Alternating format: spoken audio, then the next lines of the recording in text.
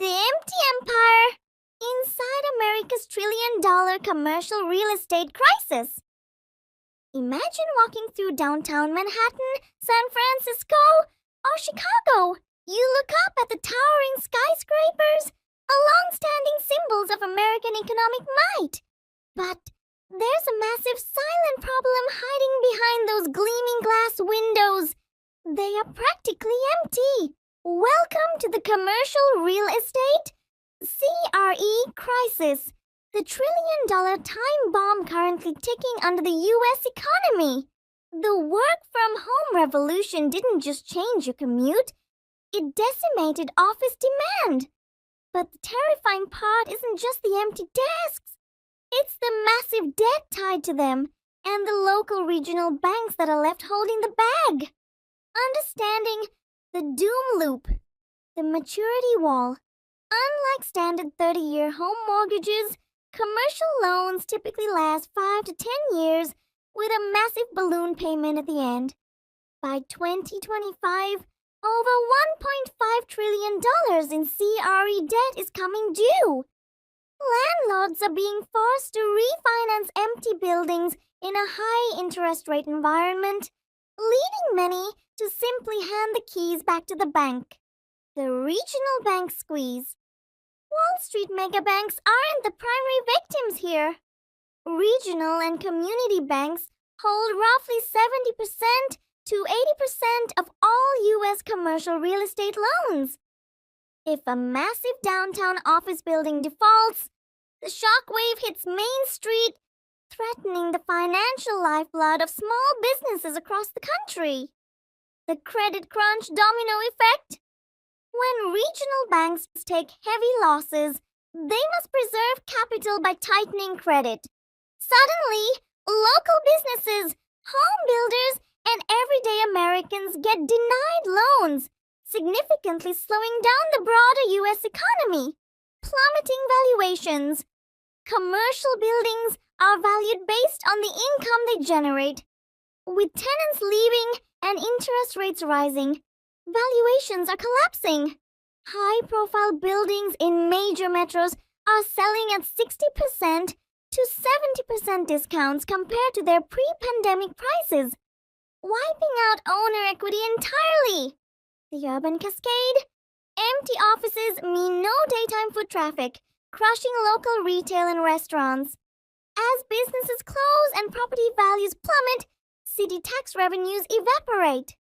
This leads to budget deficits, cuts in public transit and safety, and a degradation of downtown areas. A vicious cycle known as the urban doom loop.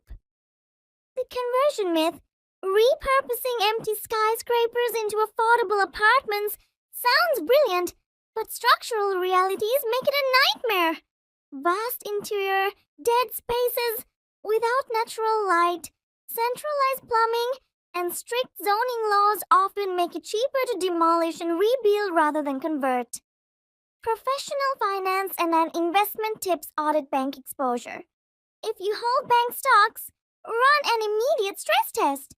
Look for the CRE loan-to-total risk-based capital ratio in a bank's quarterly 10Q filings. Avoid regional banks where CRE loans exceed 300% of the total capital. Combine fundamentals with technicals. Don't wait for a bank to announce a massive write-down on CNBC. Combine your fundamental balance sheet research with strict technical analysis. Pull up the charts of these regional banks on platforms like TradingView to spot heavy distribution patterns, volume spikes, or breakdowns below key moving averages before the mainstream media catches wind of the distress. Pivot your REIT strategy. Treat all real estate investment trusts, REITs, differently right now. Avoid pure play office REITs entirely, even if they boast tempting 12% dividend yields. That usually signals an impending dividend cut. Instead, rotate capital into industrial REITs, warehousing for e-commerce, and data center REITs, powering the AI boom. Target distressed debt opportunities. Crises create wealth for the prepared. massive private equity firms and alternative asset managers are currently raising billions to buy distressed real estate for pennies on the dollar. Consider investing in publicly traded asset managers that specialize in distressed credit to capitalize on these institutional fire sales. The macro outlook, not a repeat of 2008. While severe, this is not a sequel to the Great Financial Crisis. The 2008 crash involved residential mortgages that impacted almost every family simultaneously.